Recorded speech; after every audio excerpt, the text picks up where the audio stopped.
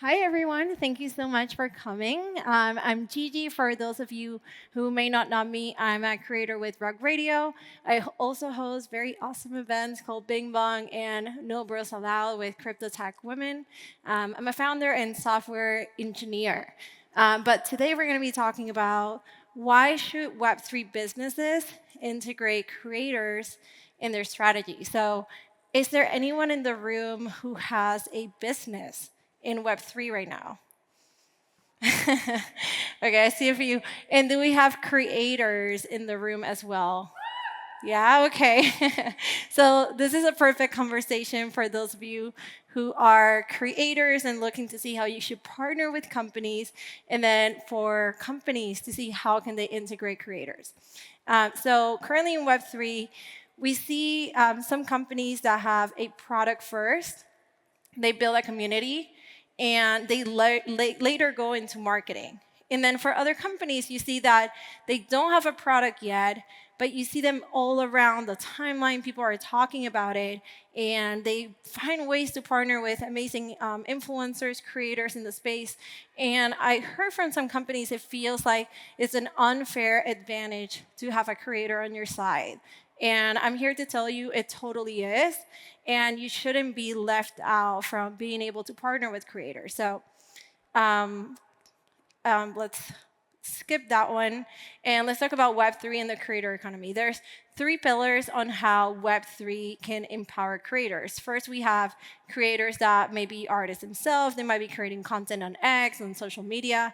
Then you have creators that actually purposely create content for companies, right? And this symbiotic relationship can happen where you can be an artist who works with companies, you can be your own creator who works with companies. So personally, I partner with a lot of companies to create content, whether that is we do partner Twitter Spaces, we do UGC content, and I think like what is really important about this is because even though you might be creating an amazing company and you may think the narrative of the company is going to sell itself, while in Web 2, that might be more of a traditional way of doing things. In Web 3, it really takes the power of word of mouth to really start getting people's attention, right? So when you find those creators that you can partner with and build intentional relationships with. And a great example is actually one that I don't know if you guys are on crypto Twitter, but it's the current rise of the interns. So the interns are a type of creator that may not have their own platform. They work for a company's platform, let's say bananaconf may have an intern, and this intern might be a little bit of a degen and may step out of line sometimes, but it kind of taps into the culture of Web3, which is a degen type of culture. There's humor, and we currently saw a big one happen online where the person was a little bit too much of a degen and ended up being fired. And you may think it's so over for this person, they're no longer going to be able to find a job. And the opposite has happened. There's so many companies trying to hire this person. They got airdropped $300,000 because they felt like it was unfair that he got fired. So that is a different type of creator as well, right? They create for a company, they take that identity. No one really may know their identity at first. Then you have content creators that do video, Twitter Spaces, UGC, and you may also have different types of creators. So right now we're going to focus on the content creators. So what are some of the benefits of integrating creators within your strategy? Number one is like increased brand awareness. I see a lot of companies that come into this new industry. They're trying to continue to push tweets, right? They're pushing tweets, they're pushing photos, they're continuously saying what they're doing, but they are in an echo chamber as they're not really growing their audience. So I think partnering with the right creators can help you tap into their audience. Now, obviously, you have to think about it very intentionally, and we'll talk a little bit about that. Another one is improved engagement. Based on the creators that you may partner with, they might be really good at getting their audience to engage with your product. And this can happen with creators or even communities, right? We see a lot of airdrops happening as airdrop season. So why would a company target a specific community for airdrops is because they expect the community of the members of that community to rally behind that protocol. So they are tapping into the creators of those communities to see them post all over social media and engage with their protocol. So there's like the first influencer creator one-on-one relationship, and then when you target communities that natively have a lot of creators within itself. And a good example is Pudgy Penguins. They have a lot of creators, they tweet a lot, they really rally behind on social media. That is one community that constantly keeps getting targeted for airdrops. Enhance authenticity. You might be a company that just started in the Web3 industry. You may not be known. No one really knows what your community is, but people do know that creator that you partner with. And the hope is that creator is doing things in a very authentic way. They're partnering with you not only because of the money, but because they align with your mission. That's something you have to verify yourself for. But their followers are thinking, this creator is not trying to shill me anything that comes in front of them, but they really believe in that company. So your company, by association, starts getting that recognition and that trust from people that may not know you, your team, or what you do at all. And the fourth is content. And a lot of people forget the importance of content. And whether you're a platform and you may think, hey, I don't need anyone to be doing videos, I'm here to tell you, user-generated videos are one of the best ways to create content for your platform. So if you may have, as an example, I have a partnership with a company that has a marketplace. And part of our exchange was, hey, let me show my people what is the user experience using your platform. Why should they use it? And in exchange, a lot of the people that did not know anything about this company at all ended up coming up to me and asking for referrals because they wanted to use it because they didn't even know about this platform and what they did, which again goes back to echo chambers. You may think your product is so easy to understand. They're going to go to your landing page. They're going to see your Twitter profile.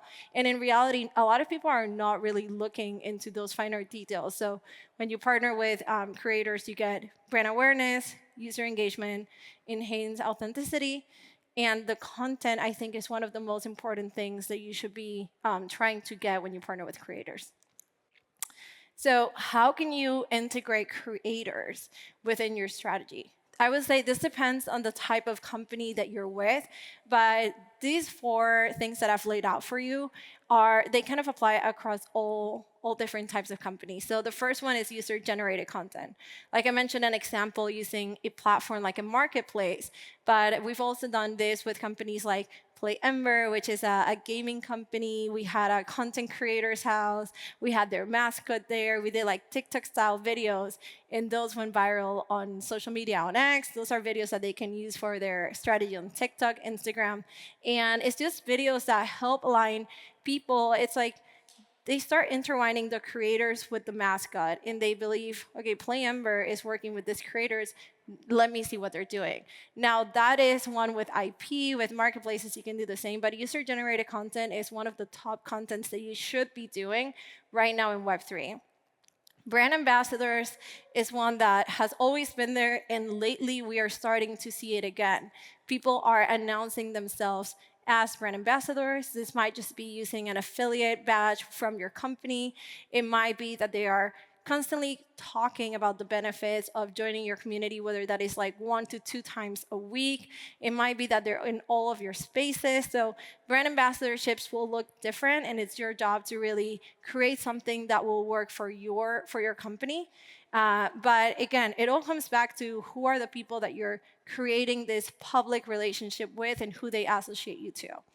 Podcast interviews are, I think, one of the best things you can do if you align yourself with amazing podcasters. I know Thread Guy's doing a lot of podcasts. Mika, Don't Lose, is doing a lot of podcasts. I've done a lot of podcasts IRL. And basically, when you go into a podcast interview, what you're trying to think is about 3 main topics that you want every viewer to remember after that podcast. I had one of my most viral podcasts was with Block Games, which is a company that does gaming. They had a airdrop farming campaign, and we did this podcast. It had over 130,000 views, And after that, I saw my entire timeline farming this airdrop that was happening just from a video that clearly explained who they were, their credentials, how could you participate, and that just absolutely went viral. So podcast interviews paired with the right creators can be really beneficial for your company, regardless of your industry. Sponsored Twitter Spaces and AMAs. So if you are on crypto Twitter, you know we love Twitter Spaces. And being able to partner with a creator by having either powered by, a sponsored title, main title, having a shout out within the Twitter Space is really beneficial. And I see a lot of the companies want to do AMA. So I think short form AMAs work the best. If you're going to do this, make sure you're not doing anything beyond 25 minutes. But basically find a creator that you align with their community. So you want to tap into their audience. So before going into this, like research them and see if their audience will align with your product. But in crypto Twitter, I would say the more people see you, the more people see your logo, the more people see what you're doing, the better it will be, especially paired with the right people online. So some strategies for integration is first, like identify relevant creators. And I know everyone online says KOLs. So it could be like KOLs or creators. And you can do this like working with companies. Obviously, I'm with Rock Radio. I definitely recommend them. They have a long list of awesome creators that you can partner with.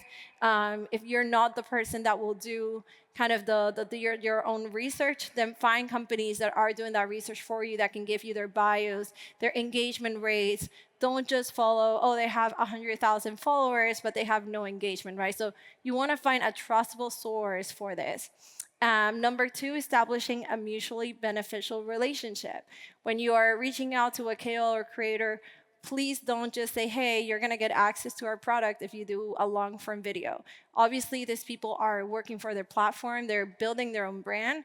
And obviously, the same as you may want them to reward your brand, they also should be rewarded.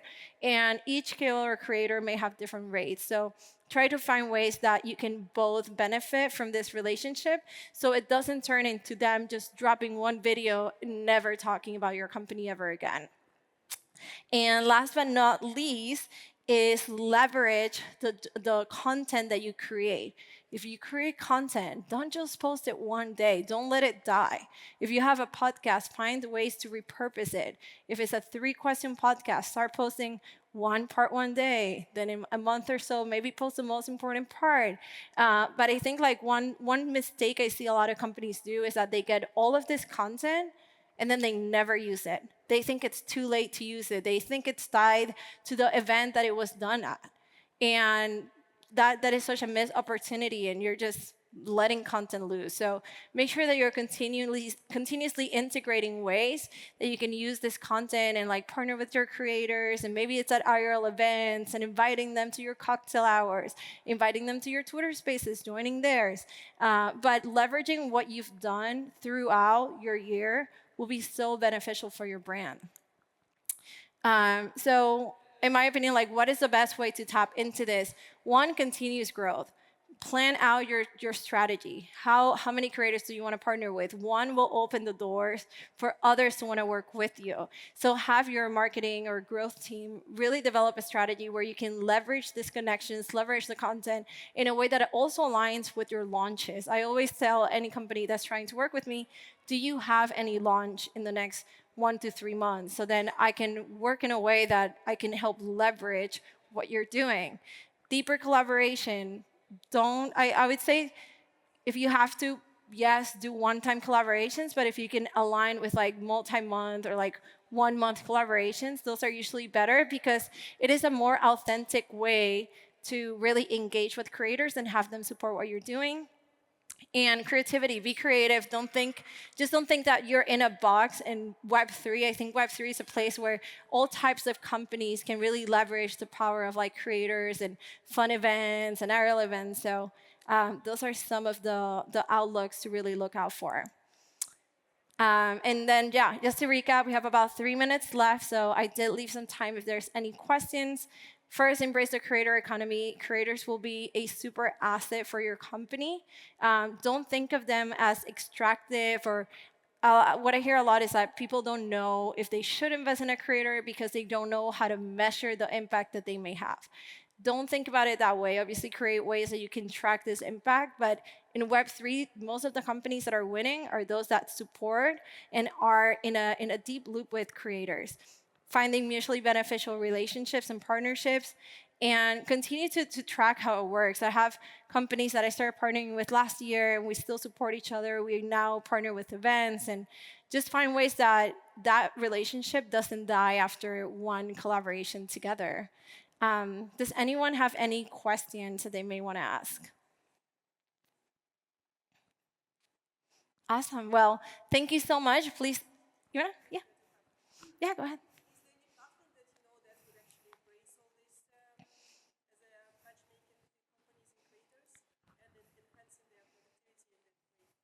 Yeah, so I know there's a platform that will be launching, but I would say a company like Rock Radio, what they do is they get all the information about your company, and then they match you with creators. They give you options of how you can work together. They already have the rates for the creator. So I would say that is a very easy one place to just start getting information on how you can have companies work with their creators.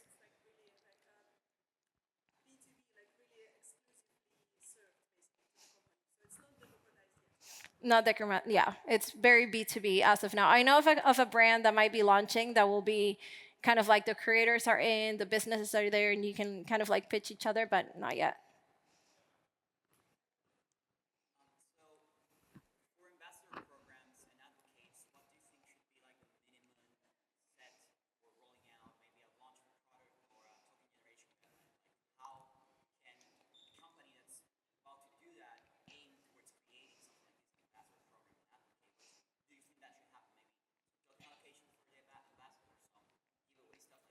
Yeah, what I've usually seen for companies that are planning on doing airdrop campaigns is there will be some KOLs creators that will get token allocation. Those will be advocating all over the timeline for that company, and it's usually a 1 to 3 month journey with that company, right? And what they'll usually do is that they'll get those initial creators or KOLs to start bringing their friends in. So they go for really big or like medium size to then be able to attract others. But it will come into having podcasts done. It will come into having kind of like campaigns and fun ways for people to participate into those campaigns. So I would say like whenever you think about integrating creators, don't think about it as like a thing you can do in 1 week, but more of a multi-month plan, whether that's like 1 to 3 months.